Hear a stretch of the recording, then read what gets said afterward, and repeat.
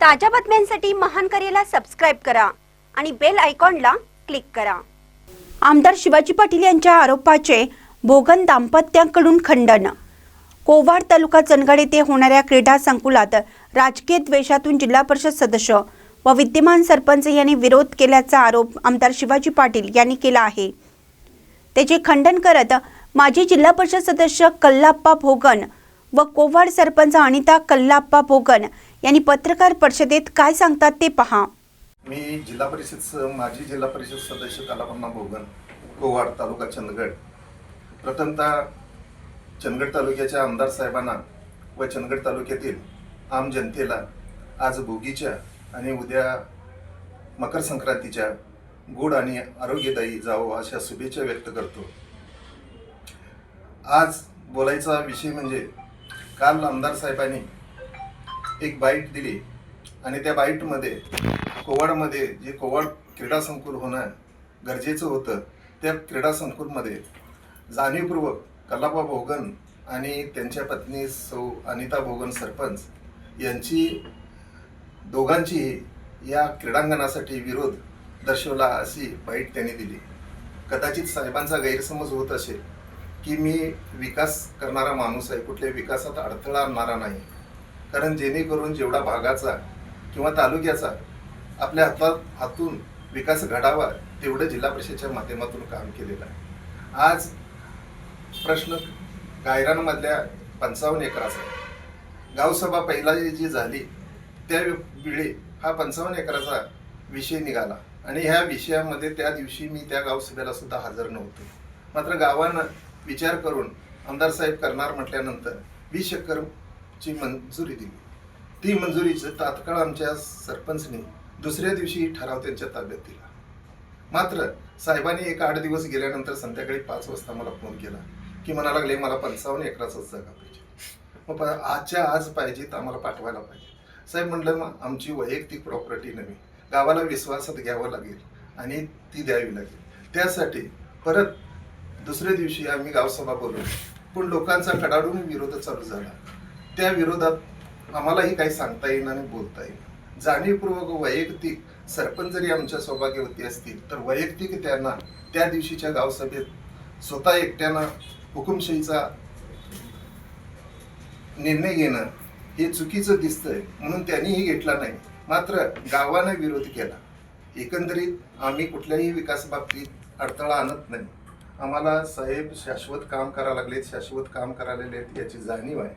उद्या जर एखाद्या वेळेस शक्तीपीठाचा मार्ग जर साहेबांनी कोवाड मार्गे जर आणला तर त्याला सुद्धा या भागातून ज्या जमिनी असतील शेतकऱ्यांच्या त्या देण्याची व्यवस्था सुद्धा आणि त्यांना मदत करण्याची सुद्धा व्यवस्था करेल। कोवाडला एखादं कॉटेज हॉस्पिटल आणू देत साहेब, कारण जी गरज आहे आरोग्याच्या दृष्टीनं एखादं 25 कॉटचं जर हॉस्पिटल आणलं तेही चालेल। आमचा उपतालुका म्हणून कोवाड हे प्रसिद्ध आहे। पूरबाधित गाव असल्यामुळे या गावाला मोठं गायरान असं म्हणावं तसं नाही। गाव वाढण्याची दुसऱ्या साईडला बघितलं तर नदी आणि एका साईडला बघितलं तर टेकडी। गाव वाढायचं म्हणजे मुश्किल आहे आणि गावाचा वाढायसाठी मागच्या वेळेला प्रांत साहेब मॅडम पांगारकर होत्या, त्यांनी सुद्धा या 2019च्या पुरामध्ये की वाढीव गावठाण तुम्ही मागणी करा असाही त्यांनी आदेश दिला ग्रामपंचायतीला। आज 365 कुटुंबांचा आम्ही काय केले की गावठाण वाढीचा प्रस्ताव सुद्धा जिल्हाधिकाऱ्यांच्याकडे पाठवून किमान 5-6 महिन्यापूर्वी पाठवलेला आहे आणि 365 कुटुंब जी आहे ही बेघर, त्याचबरोबर मागासवर्गीय, इतर मागासवर्गीय, अल्पसंख्याक, त्याचबरोबर इतर पूरबाधित असे 365 कुटुंब आहेत आणि यांचं गावठाण वाढीसाठी सुद्धा 20 एकरची मागणी राखीव आम्ही ठेवलेली आहे। कदाचित त्याला कमी लागेल, पण अशा पद्धतीनं गावचं गरज आहे। आज पोलीस स्टेशननं जागा मागितली, आम्ही पोलीस स्टेशनला सुद्धा निवासस्थानासाठी सुद्धा 20 गुंठे त्यांनी मागणी केली, आम्ही त्यांनाही दिले। आज सैनिक तालुक्याच्या सैनिक संघटना आहे, ते म्हणाले की सैनिक बोर्ड उभा करणाऱ्याने आम्हाला थोडीशी 20 गुंठे जागा द्या, आम्ही त्यांनाही दिली। एकंदरीत बाजार गाव असताना इथं जर असा विकास होत असेल तर चांगलीच गोष्ट आहे, पण 55 एकर जागा ही देणं, याचा मालक जरी कलेक्टर असतील तरी त्याचे संरक्षक हे गावकरीच आहेत आणि त्यांनी तो निर्णय घेणं महत्त्वाचं आहे। आणि त्यांनी तो गावसभेत घेतलेला निर्णय वैयक्तिक बोलायचं झालं तर माझाही त्याच्यात वैयक्तिक संबंध नाही. मात्र दिलेल्या 20 एकरात तात्काळ एका दिवसात तो ठराव मंजूर करून देऊन तात्काळ पोच करण्याचं काम सुद्धा आमच्या सौभाग्यवतीने केलं. आता हे प्रकरण करत असताना समाजकारण की राजकारण मला हे कळत नाही. कारण राजेश पाटील माजी आमदार साहेब यांचा वासही नाही, गंधीही नाही, याला कधी त्यांच्या कानावर सुद्धा कोणी गोष्ट घडली नाही किंवा त्यांनी सुद्धा एक शब्दानं कधी बोलली नाही. मात्र त्यांचं सुद्धा नाव घेतलं गेलं. वैयक्तिक या नावाने असं राजकारण करणं मला योग्य वाटत नाही. साहेबांचं काम जोरात आहे. साहेबांचे मुख्यमंत्र्यांशी संबंध चांगले आहेत. माझा एक विचार आहे, माझी एक अधुरी स्वप्न जी आहेत, जिल्हा परिषदच्या वेळेला मी गडिंग्लज जिल्हा म्हणून मागणी केली होती. साहेबांनी, मुख्यमंत्री साहेब त्यांचे जवळचे खास बाब म्हणून गडिंग्लज जिल्हा आणावा. जिल्हा गडिंग्लज जर आणला त्यांनी मंजूर करून तर 15 लाख लोकांची व्यवस्था चांगल्या पद्धतीने त्यांची सोय होईल. कारण सिंधुदुर्ग जिल्हा होत असताना 9 लाख लोकसंख्येचा झाला.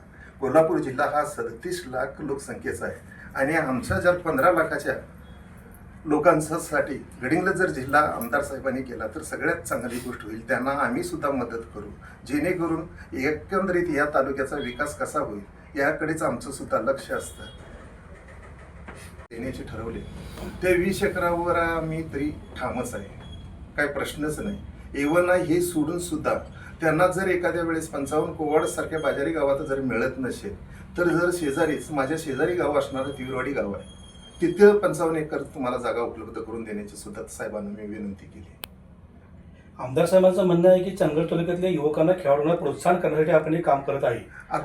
त्या संदर्भात आपण काय सांगू शकाल? मग तुम्ही आडकाठी होते असं त्यांचा राजकीय आरोप तुमच्यावर आहे. एकंदरीत त्याचं स्वरूप मला माहीत नाही. बालेवाडीचं क्रीडा संकुल, बालेवाडीचं क्रीडा संकुल एवढंच म्हटलं जात आहे. पण बालेवाडी क्रीडा संकुलमध्ये आमच्या चंदगड तालुक्यातला एकही खेळाडू कधी निवड झाली नाही याची मला माहिती मिळाल्यानंतर. त्याचबरोबर तिथं कुणालाही प्रवेश मिळत नाही. महाराष्ट्र राज्यामध्ये ज्यांची निवड होते, प्रत्येक खेळात निवड होते, अशा खेळाडूंना त्या बालेवाडीच्या क्रीडांगणामध्ये तिथं संकुलमध्ये तिथं राहण्याची व्यवस्था वगैरे अशी केली जाते अशी माहिती मिळाली.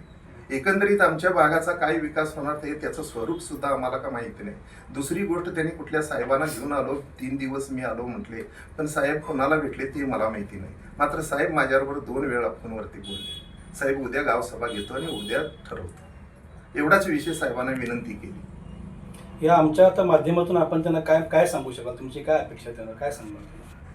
हेच सांगणार की गावाबरोबर मला जावं लागेल. कारण ही प्रॉपर्टी जी आहे ही वैयक्तिक नव्हे, गावची प्रॉपर्टी, याचा जो निर्णय घेणं हा गावचं काम आहे आणि गावच्या नागरिकाचा अधिकार आहे ना, हक्क आहे तो. त्यांनी घेतील तोच निर्णय मला घ्यावा लागेल.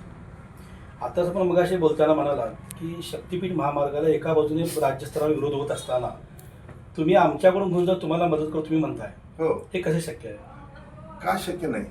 जेणेकरून जर एखाद्या वेळेस इकडून जर शक्तीपीठ मार्ग जर झाला, वाहतूक जर वाढली, दळणवळण वाढल्यामुळं उद्योगधंदे वाढले, अनेक मुलांना रोजगार मिळेल.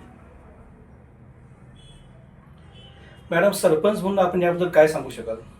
नमस्कार, मी अनिता कल्लापा भोगन, मी कोवाड सरपंच आहे. मी आता गेली 8 ते 15 दिवसात हे क्रीडा संकुलनविषयी आमचा विषय चालू आहे. साहेबांनी, शिवाजीराव पाटील आमदार साहेबांनी पत्र पाठवलं ग्रामपंचायतीमध्ये की तुमची 55 एकर जमीन आम्हाला क्रीडा संकुलनसाठी हवी आहे. तर आम्ही त्याच्यावर विचार केला. गावसभेत आम्ही थोड्या लोकांना बोलून घेतलं आणि त्या संदर्भात आम्ही ते बोललो, आम्ही त्याची चर्चा झाली आमची. मग गावकरी काय म्हणालेले, जर क्रीडा संकुलन नेमकं काय होणार आहे हे आम्हाला माहीत नाही, फक्त क्रीडा संकुलन होणार एवढं माहिती आहे. मग त्या क्रीडा संकुलनामध्ये नेमकी काय काय हे आम्हाला कुणालाच माहीत नाही. मग जर खरोखर क्रीडा संकुलन होत असेल आणि आपल्या भागातल्या मुलांना आणि आमच्या गावच्या मुलांना जर तिथे प्रोत्साहन होत असेल तर आम्ही कधीच आडकाठी करणार नाही. आणि साहेबांनी म्हटल्याप्रमाणे आम्ही खरोखर साहेबांनी आम्हाला म्हटले, त्यामुळे एक क्रीडा संकुलन होत असेल तर आमचा त्याला विरोध नाही. आणि आम्ही गावकऱ्यांशी बोललो, भेटलो, आम्ही त्यांच्याशी बोललो, तर होत असेल तर आपण देऊया. तरी आम्ही एक 5-10 एकरपर्यंत द्यायचं म्हणून आम्ही बोललो सगळे. पण 5-10 एकरमध्ये होत नाही, तर त्याला जास्त जमीन पाहिजे. मग एक 20 एकरपर्यंत देऊया. मग साहेबांनी काय, आम्हाला आमदार साहेबांनी काय म्हटले, 55 एकरचा तुम्ही ठराव द्या पण मंजूर आपल्याला 20 एकरपर्यंत होईल. मग त्याप्रमाणे साहेब म्हटले, त्याप्रमाणे आम्ही गावकऱ्यांशी बोललो आणि त्यानुसार आम्ही तो ठराव दिला. पण गावकरी आम्हाला काय म्हणाले, जर आपण ही जमीन देत असताना 20 एकर देत असताना ग्रामपंचायत त्याचा मालकी हक्क ग्रामपंचायत राहील, त्या पद्धतीने आपण देऊया. ठीक आहे, त्या पद्धतीने आम्ही असा ठराव त्यांना दिला. मग लगेच साहेबांनी मला फोन केला. मग मला आमदार साहेब काय म्हणाले, आणि मॅडम विनंती आहे की क्रीडा संकुलन होणार, आपल्या भागातील मुलांना तिथे प्रोत्साहन होईल, आपल्या गावातील मुलांना तिथे होईल. मग हो साहेब म्हटलं, पण मला साहेब काय म्हटले की 55 एकरचा ठराव पाहिजे. साहेब तुम्ही 20 एकर म्हटला, त्या पद्धतीने आम्ही 20 एकरचा ठराव तुम्हाला दिला.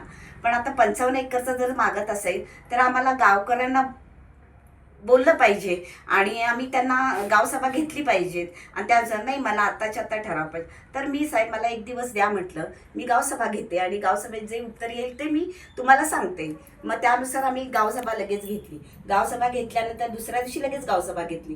गावसभेत सगळे आली. मग हा विषय झाला क्रीडा संकुलनचा. पण नेमकं कुणालाच काही माहीत नाही की क्रीडा संकुलन होणार आहे, पण त्यामध्ये नेमकं काय काय होणार. मग त्यात सर एक आलेले, त्या सरांनी थोडीशी माहिती सांगितली की अशा पद्धतीने क्रीडा संकुलन होणार आहे आणि या क्रीडा संकुलमध्ये महाराष्ट्र राज्यातले असेल म्हणजे स्पर्धक तिथे येणार आणि त्या स्पर्धकांची तिथे ती म्हणजे सराव असेल किंवा त्यांचं काही तो तिथे होत राहणार. पण गावकऱ्यांनी प्रश्न त्यांना विचारला की जर ते होत असेल तर गावच्या मुलांना तिथे प्रवेश आहे का. तर फक्त स्पर्धकांना तिथे प्रवेश दिला जाईल, गावकऱ्यांना काही तिथे म्हणजे बाकीच्या मुलांना तिथं घेतलं जाणार नाही. त्यामुळे त्या म्हणजे त्या ह्याच्यातनं विरोध आला की जर आम्हाला तिथं प्रवेश नसेल तर तुम्हाला हे क्रीडा संकुलन देऊन आम्ही एवढी जमीन देऊन आम्हाला तिथं आमचा काय फायदा. फक्त स्पर्धकच येणार. आता स्पर्धक किती आहेत आणि हे चंदगड भागातले आता स्पर्धक तिथे जरी आले तर आमचा म्हणजे सगळ्यांसाठी सरसकट असतं तर त्यांनी विरोध केला नसता. हो, गावच्यात तर विरोध आला, त्यामुळे मला तिथे बोलता आलं नाही. आणि जे गाव हा कारभार करत असताना मला गाव म्हणजे सगळ्यांना घेऊनच गावकऱ्यांना घेऊनच पुढे जावं लागतं. आणि त्या गावसभेचे अध्यक्ष मी होते. पण ज्या वेळेस गावातनं जो येईल त्याला मी मान्यता देऊ शकत नाही. त्यामुळे जे ते होय म्हणतील, येस म्हटले तर मी येस म्हणणार, नो म्हटले तर मी नो म्हणणार.